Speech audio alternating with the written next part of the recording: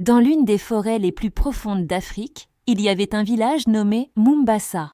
Autrefois, ses terres fertiles, ses habitants souriants et ses rivières toujours coulant lui valaient une renommée gravée dans les cœurs. Mais une nuit, une étrange fissure apparut dans l'arbre baobab ancien, au centre du village. Les anciens dirent que c'était un mauvais présage, mais personne n'y prêta attention. Aimer nos histoires et vous abonner à notre chaîne nous motive énormément. Cet arbre n'était pas ordinaire. Le puissant sorcier du royaume ancien de Mombasa, Okuru, y avait été scellé des siècles auparavant. Selon la légende, Okuru avait cherché à acquérir l'immortalité en vendant son âme à des démons. Mais les forces obscures l'avaient trahi et l'avaient enfermé dans l'ombre. Pour l'arrêter, les prêtres royaux avaient scellé la malédiction dans l'arbre baobab ancien. Cependant, avec le temps, ce sceau s'était affaibli. Cette nuit-là, un vieil homme nommé Baba Onyo s'éveilla en sursaut, poussé par un cri terrifiant. Sa respiration était haletante, il avait des gouttes de sueur perlant sur son front, tremblant de peur. « Vous l'avez libéré » gémit-il. « La malédiction est revenue. » Les villageois se rassemblèrent autour de lui, pris de panique. C'est alors que l'amie, la plus jeune fille du village, prit une grande inspiration et ouvrit les yeux en grand, noirs comme des puits sans fond. Lorsqu'elle commença à parler, sa voix ne lui appartenait plus. « J'ai faim, j'ai tellement faim, je vous veux tous. » À ce moment-là, le vent s'arrêta, l'obscurité de la nuit se densifia et les lanternes s'éteignirent. Les villageois s'enfuirent en criant. Certains essayaient de secouer Baba Onyo pour le réveiller, mais l'homme âgé ouvrit les yeux avec horreur et cracha soudainement du sang. Un symbole mystérieux brillait sur sa poitrine. Un instant plus tard, sa respiration s'arrêta et il rendit son âme. Il ne resta qu'un murmure émis par une malédiction qui disparaissait avec la mort. De Baba Onyo, la prospérité du village disparaît également. Les rivières se tarirent, les animaux commencèrent à mourir et les champs pourrirent. La nuit, des ombres se mouvaient. Certains disaient entendre des voix chuchoter à leurs oreilles. D'autres affirmaient avoir vu des yeux brillants dans l'obscurité. Puis vinrent les disparitions. Une nuit, Moro, le meilleur chasseur du village, fut trouvé au petit matin dans un champ, avec des inscriptions anciennes gravées sur sa poitrine. Ses yeux avaient été crevés. La vieille sage Mamazara trembla en voyant ces symboles. C'est un message pour le maître de la malédiction. Moro est la première victime, mais il ne sera pas le dernier. Au milieu de la nuit, Amina se réveilla, terrifiée. En regardant son ventre, elle vit une empreinte de main noire. Ce signe indiquait que la malédiction l'avait marquée. L'empreinte brillait, accompagnée d'une douleur qui la tiraillait comme un abîme obscur. Mamazara expliqua que cela signifiait qu'Okuru cherchait un sacrifice pour ressusciter son âme. Amina était désormais un passage. Si la malédiction se complétait, Okuru se réveillerait à nouveau et apporterait les ténèbres dans le monde. Amina, se confondant en excuses, se rendit chez Yano, le défenseur du village. Yano décida de se rendre dans l'ancien temple pour mettre fin à la malédiction. Mais ce qu'il y trouva dépassait son imaginaire. À son arrivée au temple, il vit des noms écrits dans le sang. C'était comme une liste de sacrifiés pour le vieux sorcier Okuru. Son nom y était inscrit en lettres tremblantes et le sang n'avait pas encore séché. Il trouva également son nom écrit là. Yano prit le 7e année au 7e mois.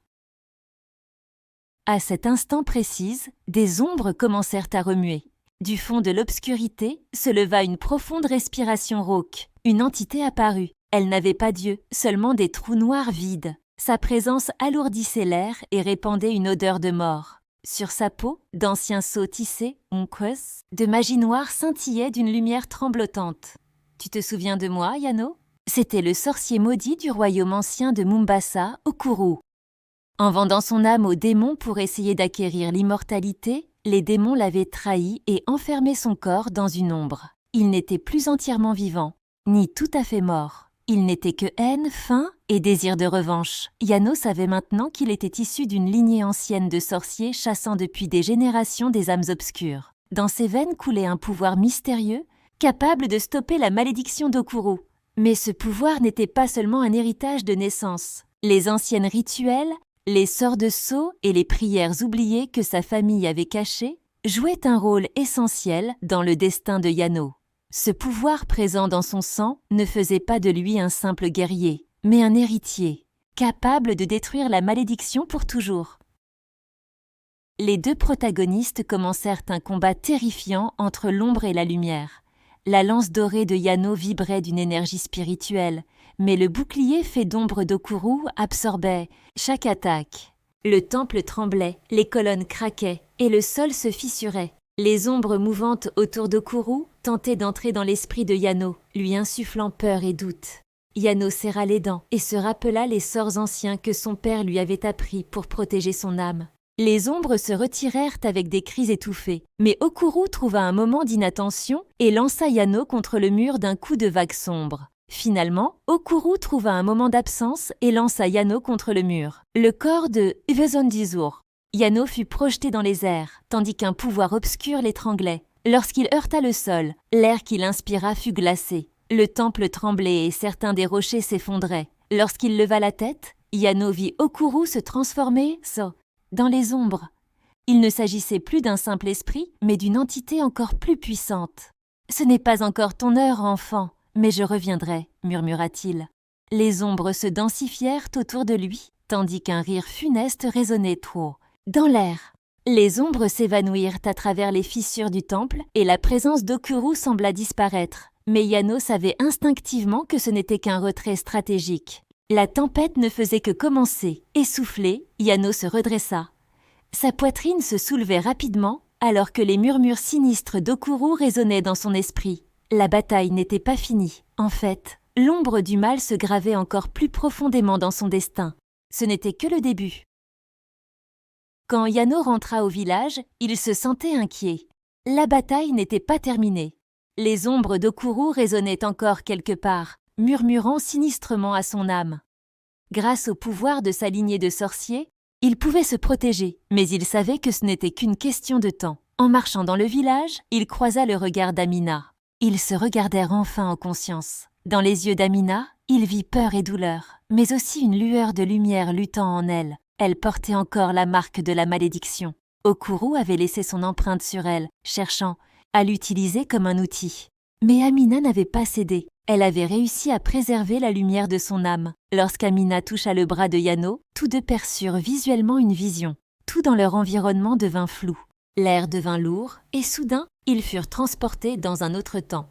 Ils se retrouvèrent dans les jours glorieux du royaume de Mombasa. Okuru n'avait pas encore cédé aux ténèbres. Il était un puissant sorcier, se tenant à côté du roi. Mais l'avidité et le désir de pouvoir qui tourmentaient son cœur révélaient comment il avait lentement été transformé en une âme maudite. Lorsqu'ils sortirent de la vision, ils furent haletants. Yano ferma les yeux et tenta de rassembler ses pensées. Il avait compris comment vaincre Okuru. Il ne pouvait pas le détruire par le combat. Il devait explorer les origines de la première malédiction, en rétablissant son côté humain déclaré.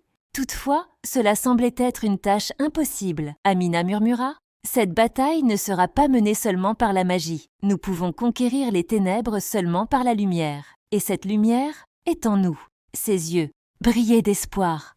Ensemble, ils décidèrent de trouver le temple sacré perdu du royaume de Mombasa pour sceller Okuru pour l'éternité. Selon les légendes, c'était là où l'âme d'Okuru avait été fragmentée pour la première fois. S'ils parvenaient à trouver ce temple et à y découvrir l'ancienne magie, ils pourraient rompre le pouvoir d'Okuru sur les ombres. Yano et Amina se lancèrent ensemble dans ce voyage. Pourtant, ce n'était pas seulement un voyage physique. C'était un voyage dans le passé, dans les erreurs de leurs ancêtres, dans les secrets de leur lignée de sorciers et peut-être le lignée de doigts. Plus important, dans les profondeurs de leur propre âme. Mais Okuru était encore là.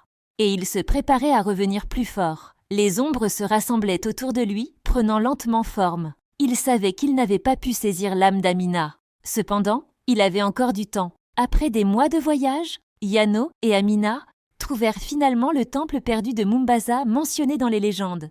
Ce temple avait été abandonné par les sorciers, oublié par le temps et la nature. De grandes colonnes de pierre, portant des sceaux anciens effacés, luttaient contre les ténèbres. En entrant, ils virent des symboles anciens gravés dans les murs de pierre. Ces derniers représentaient les sorts esquissés au moment où Okuru avait perdu son humanité.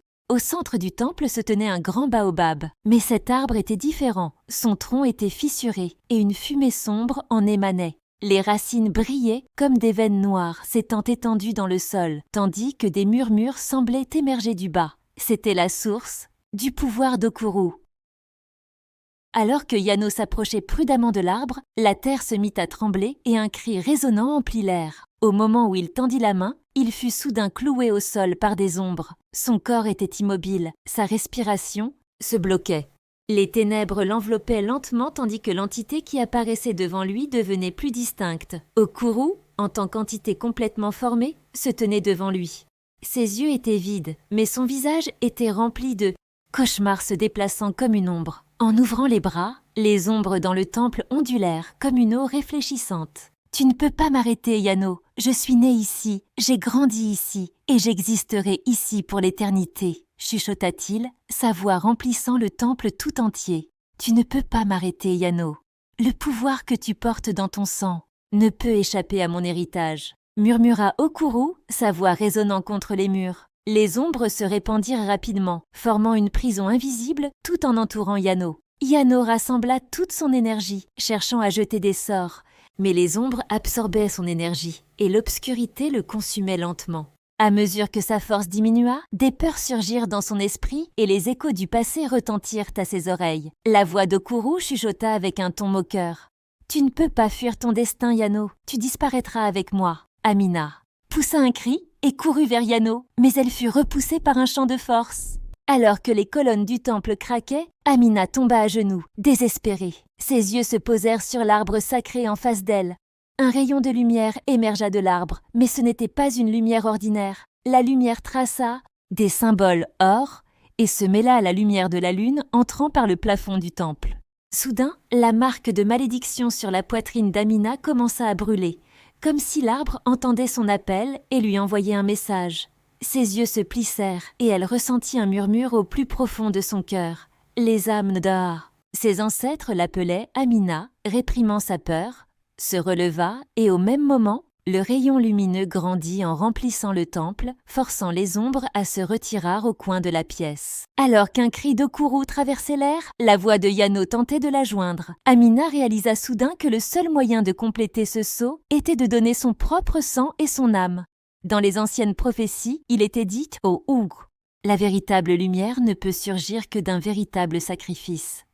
Cependant, cela lui coûterait très cher, peut-être même lui coûterait la perte de son être à jamais.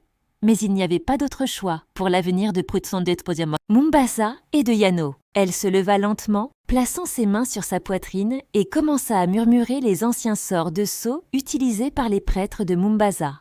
Ses yeux s'illuminèrent et son corps se mit à scintiller d'une lumière rayonnante. Pourtant, ce n'était pas seulement un sort, c'était un appel sacré, porté par les résonances des temps anciens, une invocation de lumière. À mesure que la lumière circulait dans ses veines, les pierres du temple scintillèrent, faisant ressurgir les anciens sceaux sur les murs. En offrant son âme, elle commençait à sceller l'obscurité au cœur de l'arbre. Mais à ce moment précis, le ciel se déchira et un profond bourdonnement remplit le temple. Quelque chose s'éveillait. Le temps et l'espace tremblaient. Lumière et ombre se mélangeaient. « Non !» cria Yano, alors que son corps était solidement saisi par les ombres. Les sorts l'étouffaient comme un nœud autour de sa gorge, devenant de plus en plus serré à chaque inspiration. Ses muscles se crispaient de douleur, mais une force commença à frémir dans son âme. Le sourire d'Okuru brillait de victoire. « Ne résiste pas, enfant, » murmura-t-il, sa voix atteignant les profondeurs de l'esprit de Yano. « L'obscurité te dévorera aussi. » Au moment où Amina était sur le point de rendre son dernier souffle, un puissant rayon lumineux venant du ciel illumina le temple. Les colonnes tremblèrent alors que les ombres reculaient en criant. Le rayon lumineux rafraîchit les anciens sceaux sur le plafond et les symboles sur les murs brillèrent d'une couleur dorée. Une mystérieuse figure, un sorcier en longue cape, son visage brillant de lumière, apparut au centre du temple. Le vent qui l'entourait semblait suspendre le temps. Lorsque la figure leva les mains, elle commença à murmurer dans une ancienne langue magique, unissant sa voix avec les sceaux sur les murs, repoussant encore plus les ombres d'Okuru. « Le moment est venu, » dit le sorcier, ses yeux scintillants. « Ce cycle doit se terminer ici, les chaînes des ombres seront brisées. Que le temps scelle l'instant où les ténèbres prennent fin et que la lumière renaisse. Le moment est venu, Okuru. Ton règne est terminé, la domination des Tios sont Tianzan. Ombre prend fin, dit le sorcier. Aimez nos histoires et vous abonner à notre chaîne nous motive énormément.